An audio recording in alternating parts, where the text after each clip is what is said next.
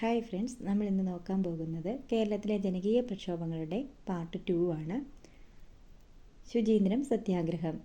ദക്ഷിണ തിരുവിതാംകൂറിൽ സഞ്ചാര സ്വാതന്ത്ര്യത്തിനായി നടന്ന സത്യാഗ്രഹമാണ് ശുചീന്ദ്രം സത്യാഗ്രഹം. ശുചീന്ദ്രം സത്യാഗ്രഹം ആരംഭിച്ചത് 1926 ഫെബ്രുവരി 19. ശുചീന്ദ്ര സത്യാഗ്രഹ കമ്മിറ്റിയുടെ സെക്രട്ടറി എം.ഇ. നായിഡു. ശുചീന്ദ്ര സത്യാഗ്രഹത്തിൻ്റെ വോളണ്ടിയർ ക്യാപ്റ്റൻ മുത്തുസ്വാമി. ശുചീന്ദ്ര സത്യാഗ്രഹത്തിന് നേതൃത്വം നൽകിയത് M E. Naidu, H. Perumal Panicker, P C. Thanumalaya Perumal, Gandhidas. നാഗർകോവിലിൽ, അതായത് കോട്ടാറിൽ നിന്നും തിരുവനന്തപുരത്തേക്ക് സവർണജാഥ നയിച്ച വ്യക്തിയാണ് ഡോക്ടർ എം.ഇ. നായിഡു. കൽപ്പാത്തി സമരം. പാലക്കാട്ടെ കൽപ്പാത്തി ക്ഷേത്ര റോഡിൽ അവർണർക്ക് സഞ്ചാര സ്വാതന്ത്ര്യം അനുവദിക്കണമെന്നാവശ്യപ്പെട്ട് നടന്ന സമരമാണ് കൽപ്പാത്തി സമരം.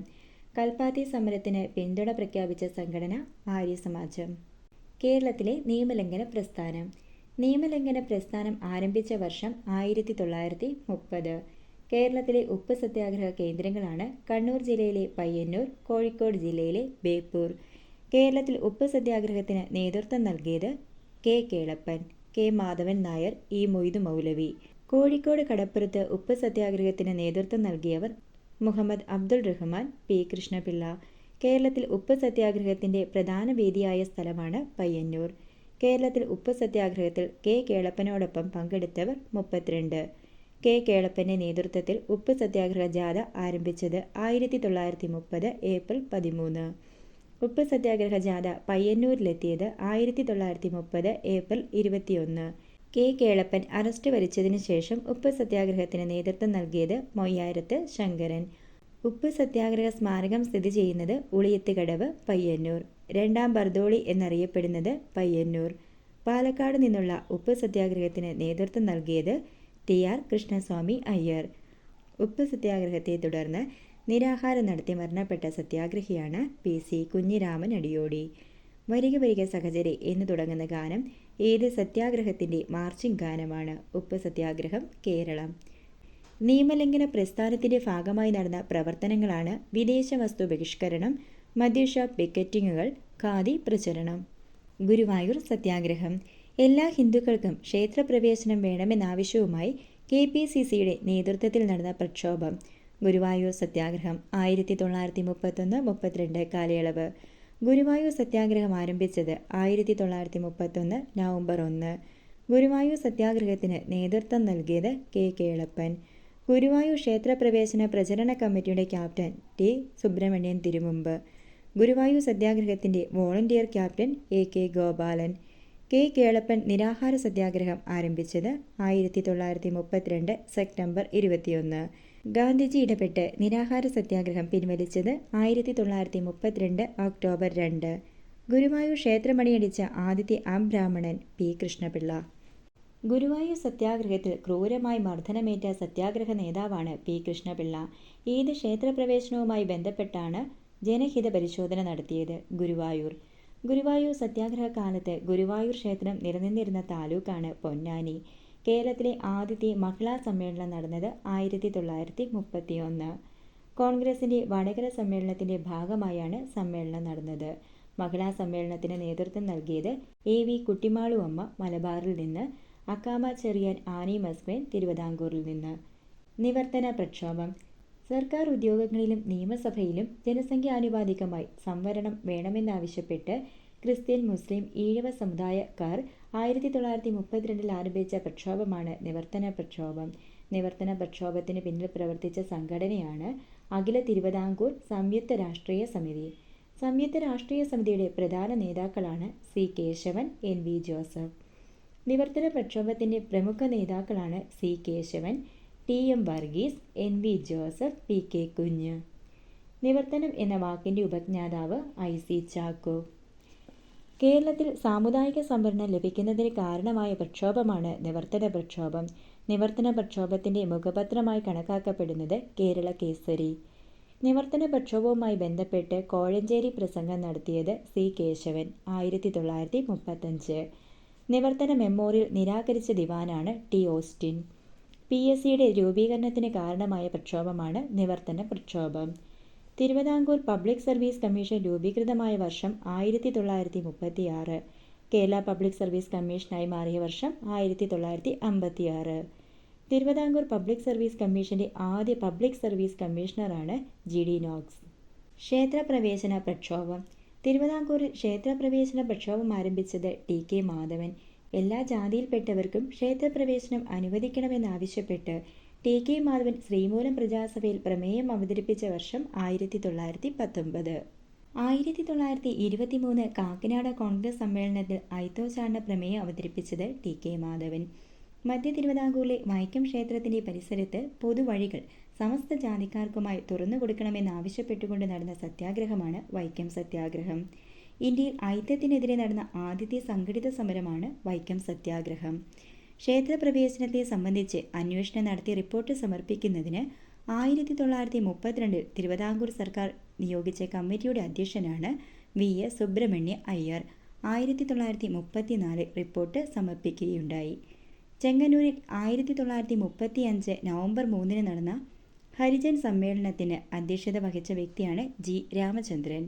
1936 മാർച്ച് 22 തിരുവനന്തപുരത്ത് വെച്ച് നടന്ന വാർഷിക സമ്മേളനത്തിൽ ഒരു ക്ഷേത്രപ്രവേശന കമ്മിറ്റി രൂപീകരിക്കാനും കേരളത്തിൽ ക്ഷേത്രപ്രവേശന പ്രസ്ഥാനം ആരംഭിക്കുവാനും തീരുമാനിച്ച സംഘടനയാണ് കേരള ഹരിജൻ സേവക് സംഘ്. തിരുവിതാംകൂറിൽ ക്ഷേത്രപ്രവേശന പ്രക്ഷോഭം നടക്കുമ്പോൾ അഖിലേന്ത്യാ ഹരിജൻ സേവക് സംഘിന്റെ president GD Birla, secretary AV Thakkar. കേരളത്തിൽ ക്ഷേത്രപ്രവേശന ദിനമായി ആചരിക്കുന്നത് 1936 ഏപ്രിൽ 19. തിരുവനന്തപുരത്ത് വെച്ച് നടന്ന കേരള ക്ഷേത്രപ്രവേശന സമ്മേളനത്തിന് അധ്യക്ഷത വഹിച്ചത് ശ്രീമതി രാമേശ്വരി നെഹ്റു. കേരള ക്ഷേത്രപ്രവേശന സമ്മേളനത്തിൽ എല്ലാ ഹിന്ദുക്കൾക്കും ക്ഷേത്രപ്രവേശനം അനുവദിക്കണമെന്നാവശ്യപ്പെട്ടുകൊണ്ട് പ്രമേയം അവതരിപ്പിച്ചത് K. കേളപ്പൻ. ക്ഷേത്രപ്രവേശനത്തെ അനുകൂലിച്ചുകൊണ്ട് ഏകദേശം 55,000 സവർണർ ഒപ്പിട്ട മെമ്മോറിയൽ ദിവാൻ സർ CP രാമസ്വാമി അയ്യർക്ക് സമർപ്പിച്ച വർഷം 1936 നവംബർ 3. ക്ഷേത്രപ്രവേശന വിളംബരം. തിരുവിതാംകൂറിലെ അവർണരായ ഹൈന്ദവർക്ക് ക്ഷേത്രങ്ങളിലേക്കുള്ള പ്രവേശനത്തിന് കാരണമായ വിളംബരം ക്ഷേത്രപ്രവേശന വിളംബരം.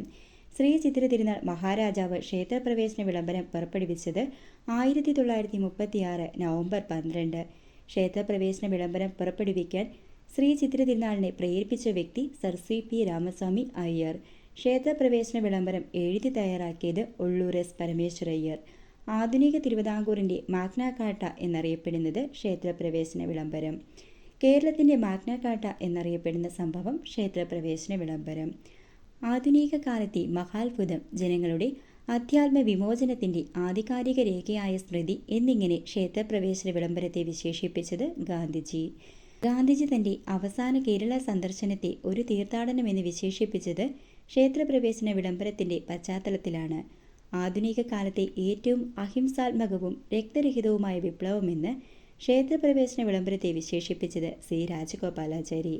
ക്ഷേത്രപ്രവേശന വിളംബരത്തെ തിരുവിതാംകൂറിന്റെ സ്പിരിച്വൽ മാഗ്നാ കാർട്ട എന്ന് വിശേഷിപ്പിച്ചത് TK വേലുപ്പിള്ള.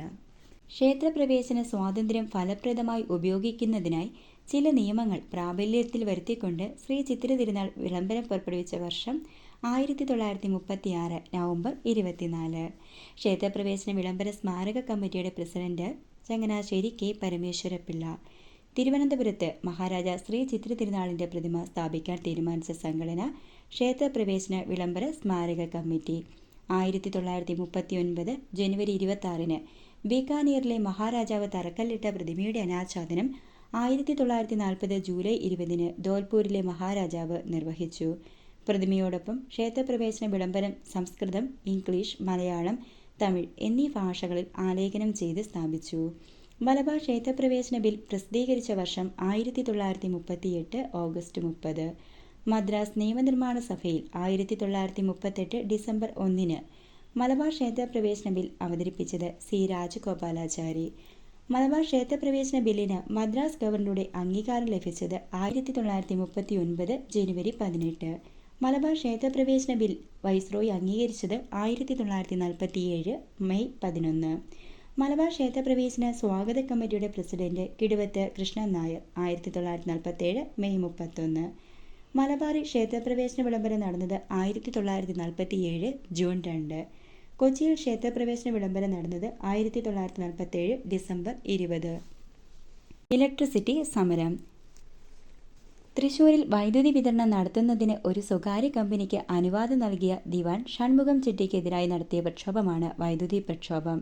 പിന്നീട് ഇത് തൃശൂർ കോർപ്പറേഷൻ ഏറ്റെടുത്തു. വൈദ്യുതി പ്രക്ഷോഭം നടന്ന വർഷം 1936. കേരളത്തിലെ ജനകീയ സമരങ്ങളിലേക്ക് ക്രിസ്ത്യാനികൾ പങ്കെടുക്കാൻ തുടങ്ങിയ സമരം വൈദ്യുതി പ്രക്ഷോഭം. വൈദ്യുതി പ്രക്ഷോഭത്തിന് നേതൃത്വം നൽകിയവർ AR Menon, Ikkandawarrier, Unni. Communist party. ഇന്ത്യക്ക് സ്വാതന്ത്ര്യം ലഭിക്കാൻ ഗാന്ധിജിയും കോൺഗ്രസും അംഗീകരിക്കുന്ന അഹിംസാ പരിപാടി അപര്യാപ്തമാണെന്നും റഷ്യയിൽ കമ്മ്യൂണിസ്റ്റ് പാർട്ടി നടപ്പിലാക്കിയ വിപ്ലവ പരിപാടിയാണ് കൂടുതൽ അഭികാമ്യമെന്ന് ചിന്തിച്ച കോൺഗ്രസിലെ തന്നെ ചില നേതാക്കൾ ആരംഭിച്ച സംഘടന Congress socialist party. Congress socialist party കോൺഗ്രസിനുള്ളിൽ തന്നെ സ്വതന്ത്രമായി നിൽക്കാനാണ് താൽപ്പര്യപ്പെട്ടത്. കേരള കോൺഗ്രസ് സോഷ്യലിസ്റ്റ് പാർട്ടി രൂപീകൃതമായ വർഷം 1934 മെയ് 2. 1939 ഡിസംബറിൽ കോൺഗ്രസ് സോഷ്യലിസ്റ്റ് പാർട്ടിയുടെ പ്രമുഖ നേതാക്കളുടെ രഹസ്യ സമ്മേളനം നടന്ന സ്ഥലമാണ് തലശ്ശേരിയിലെ പിണറായി. കേരളത്തിൽ കമ്മ്യൂണിസ്റ്റ് പാർട്ടി രൂപീകരിക്കാൻ തീരുമാനിച്ച സമ്മേളനം പിണറായി സമ്മേളനം. കേരളത്തിൽ കമ്മ്യൂണിസ്റ്റ് പാർട്ടി നിലവിൽ വന്നത് 1940 ജനുവരി 26. കേരളത്തിലെ കമ്മ്യൂണിസ്റ്റ് പാർട്ടിയുടെ പ്രമുഖ നേതാക്കളാണ് EMS Namboodiripad, AKG, P. Krishnapillai. തിരുവിതാംകൂറിലെ കമ്മ്യൂണിസ്റ്റ് പാർട്ടിയുടെ മുൻഗാമി എന്നറിയപ്പെടുന്ന സംഘടന യൂത്ത് ലീഗ്. ഉത്തരവാദ ഭരണ പ്രക്ഷോഭം. ജനാധിപത്യം സ്ഥാപിക്കുന്നതിനു വേണ്ടി തിരുവിതാംകൂറിലും കൊച്ചിയിലും നടന്ന പ്രക്ഷോഭങ്ങൾ അറിയപ്പെടുന്നത് ഉത്തരവാദ ഭരണ പ്രക്ഷോഭം. തിരുവിതാംകൂറിൽ ഉത്തരവാദ ഭരണ പ്രക്ഷോഭം നയിച്ച സംഘടന തിരുവിതാംകൂർ സ്റ്റേറ്റ് കോൺഗ്രസ്. ഉത്തരവാദ ഭരണ പ്രക്ഷോഭത്തെ തുടർന്ന് തിരുവിതാംകൂറിൽ നിരോധിച്ച സംഘടനകൾ Thiruvithamkoor state Congress, youth league. ഉത്തരവാദ ഭരണ പ്രക്ഷോഭത്തിന്റെ ഭാഗമായി രാജധാനി മാർച്ച് തമ്പാനൂർ മുതൽ കവടിയാർ വരെ നയിച്ചത് അക്കാമ ചെറിയാൻ. ഉത്തരവാദ ഭരണ നിഷേധത്തിനും ദുർഭരണത്തിനുമെതിരെ സ്റ്റേറ്റ് കോൺഗ്രസ് ആവിഷ്കരിച്ച പ്രക്ഷോഭ രീതി നിയമലംഘനം. നിയമലംഘന പ്രസ്ഥാനം ആരംഭിച്ചത് സ്റ്റേറ്റ് കോൺഗ്രസ് പ്രസിഡന്റ് പദവിക്ക് പകരം ഏത് പദവി രൂപവൽക്കരിച്ചുകൊണ്ടാണ് ഡിക്റ്റേറ്റർ. ആദ്യ ഡിക്റ്റേറ്റർ പട്ടം താണുപിള്ള. പട്ടം താണുപിള്ളയെ അറസ്റ്റ് ചെയ്തതിനെ തുടർന്ന് ഡിക്റ്റേറ്റർ പദവി വഹിച്ച വ്യക്തി NK പത്മനാഭപിള്ള, സ്വദേശാഭിമാനിയുടെ സഹോദരൻ. 1938 ഓഗസ്റ്റിൽ NK പത്മനാഭപിള്ളയെ അറസ്റ്റ് ചെയ്തതിനെ തുടർന്നുണ്ടായ സംഭവമാണ് നെയ്യാറ്റിൻകര വെടിവയ്പ്. നെയ്യാറ്റിൻകര വെടിവയ്പിൽ രക്തസാക്ഷിയായ പ്രമുഖ വ്യക്തിയാണ് രാഘവൻ. കൊച്ചിയിൽ ഉത്തരവാദ ഭരണ പ്രക്ഷോഭത്തിന് വേണ്ടി നിലകൊണ്ട സംഘടനകൾ കൊച്ചിൻ കോൺഗ്രസ്, കൊച്ചി സ്റ്റേറ്റ് കോൺഗ്രസ്, കൊച്ചി രാജ്യ പ്രജാമണ്ഡലം. കൊച്ചിയിൽ ഉത്തരവാദ ഭരണദിനമായി പ്രജാമണ്ഡലം ആചരിച്ചതെന്ന് 1946 ജൂലൈ 29. കൊച്ചിയിൽ ഉത്തരവാദ ഭരണ സർക്കാർ രൂപം കൊണ്ട വർഷം 1947 ഓഗസ്റ്റ് 14. ഉത്തരവാദ ഭരണ പ്രക്ഷോഭത്തിന്റെ അനുഭാവം പ്രകടിപ്പിച്ചുകൊണ്ട് നടന്ന ജാഥകൾ AKGയുടെ നേതൃത്വത്തിൽ കോഴിക്കോട് നിന്നും, ശിവരാജ പാണ്ഡ്യന്റെ നേതൃത്വത്തിൽ മധുരയിൽ നിന്നും, ഗണപതി കമ്മത്തിന്റെ നേതൃത്വത്തിൽ തെക്കൻ കർണാടക, KK വാര്യരുടെ നേതൃത്വത്തിൽ കൊച്ചിൻ ജാഥ.